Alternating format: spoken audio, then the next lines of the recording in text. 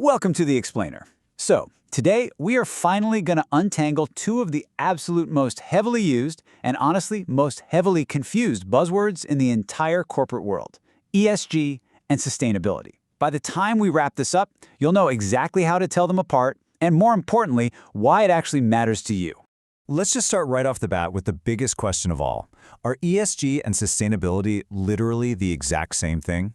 I mean, they're constantly used interchangeably, right? You hear them in boardrooms, on the news, everywhere. But the short answer? No. No, they're not. While they definitely share a whole lot of the same DNA, they serve completely different purposes, and as you'll see, they look at the world from very, very different perspectives.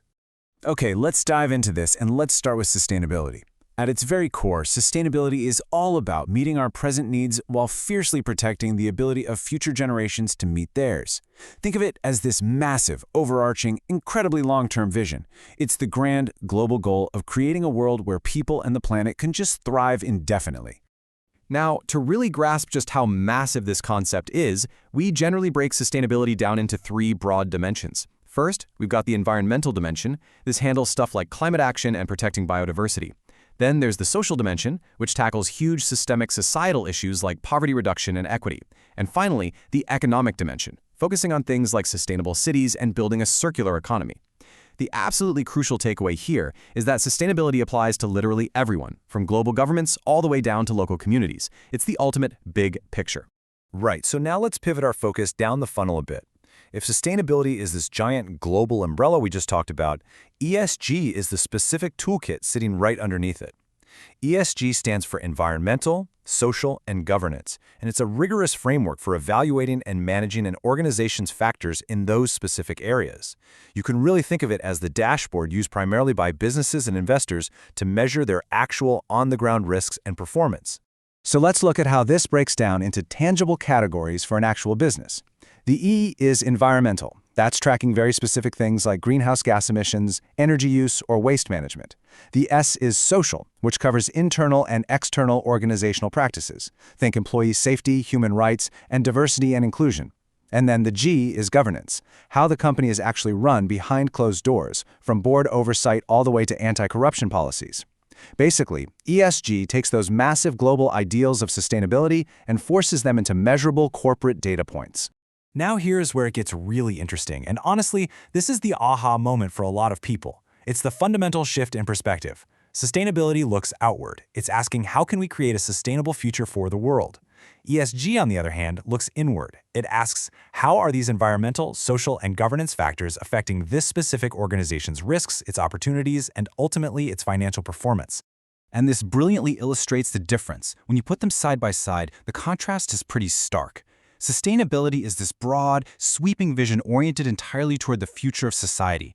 ESG? Well, ESG is a strict measurement-driven framework oriented toward the here and now of corporate risk and decision-making. So ESG isn't replacing sustainability at all. It's simply the framework we use to measure it within the corporate world. To make this incredibly practical for you, just think of it as goals versus metrics. A company might proudly state a sustainability goal to, reduce our environmental impact. And hey, that's a fantastic direction. But you simply cannot achieve that without precise ESG metrics. I'm talking about measuring exact Scope 1 emissions, calculating your water consumption volume, tracking the actual percentage of waste recycled. Without those rigorous ESG metrics holding their feet to the fire, a broad sustainability goal is, quite frankly, just an empty promise.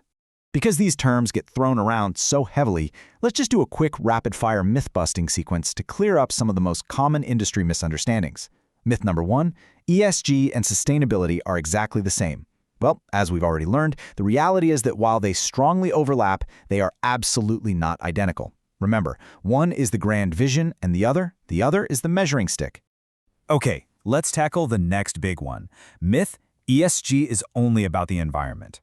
People hear the word green and they just stop right there. But the reality is that ESG rigorously evaluates social factors and internal governance just as heavily. So the really crucial point here is this. A company could be absolutely brilliant at reducing their carbon footprint, but if they have terrible labor practices or a completely corrupt board of directors, they are going to completely fail their ESG evaluation. It is a holistic measure of a company's integrity, not just its carbon output. And that brings us to our final myth. ESG is just a box-ticking reporting exercise for the PR department. No way. The reality couldn't be further from the truth. Effective ESG isn't just some end-of-year paperwork you file away. It is a critical, deeply integrated operational framework. When it's actually done right, it drives daily decision-making, it informs corporate strategy, and honestly, it is vital for organizational survival and risk mitigation in today's market. Let's move to this and see how it all builds into a continuous, working system. We call this the value creation loop. It starts right at the top with your big, overarching sustainability goals. That's your long-term vision. To get there, you have to develop a concrete ESG strategy, which then dictates your specific ESG metrics and targets. By rigorously measuring and disclosing those metrics, you hold the organization accountable. And ultimately, this improved performance leads to sustainable value creation. Basically, it's the engine that turns ambitious planetary goals into accountable corporate action. I love this quote because it perfectly brings our entire funnel structure to a really satisfying, crystal clear conclusion. Sustainability tells us where we want to go.